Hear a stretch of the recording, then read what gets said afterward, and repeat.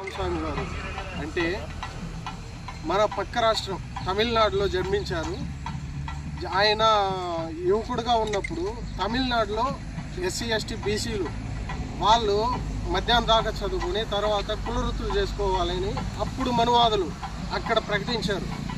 కానీ పెరియార్ రామస్వామి గారు కుల వృత్తులు చేసుకునే వాళ్ళు చదువుకొని బాగుపడేది మీకు ఇష్టం లేదా అని తిరగబడి పెరియార్ రామస్వామి గారు ఎస్సీ ఎస్టీ బీసీలు వాళ్ళకి తెల్లారి మధ్యాహ్నం 2 పూట్ల చదువు అందాలనేసి ఒక పోరాటాన్ని ఒక విప్లవంగా తీసుకెళ్ళి ఆ మనువాదాన్ని తరిమి కొట్టిన విప్లవ వీరుడు ఆయన పుణ్యం వల్లే ఇప్పుడు ఎస్సీ ఎస్టీలన్నా బీసీలన్నా విద్య ఉద్యోగ రంగంగా రాజకీయ రంగంగా బాగా అభివృద్ధి చెందారు.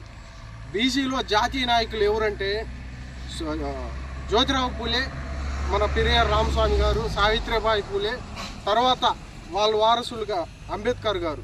వాళ్ళని అనుసరిస్తూ ఈరోజు భారత రాజ్యాంగాన్ని రచించారు. అంటే మనకి ముందుటి తరం బీసీలు ఎంతో ఆలోచన విధానాన్ని 10 మందికి ఉపయోగకరంగా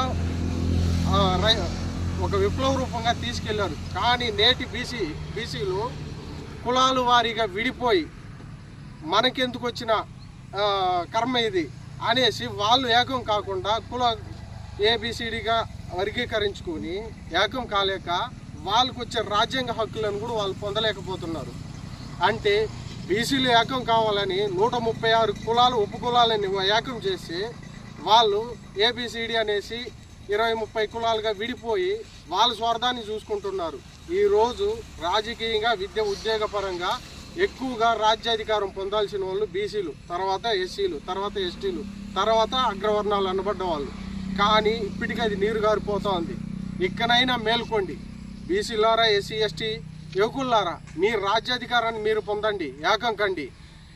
నా ఈ చిన్న ఉపన్యాసాన్ని ముగిస్తూ జై భీమ్, రామస్వామి గారి జన్మదిన శుభాకాంక్షలు తెలియజేస్తూ జై భీమ్ తెలుపుకుంటూ జై భీమ్.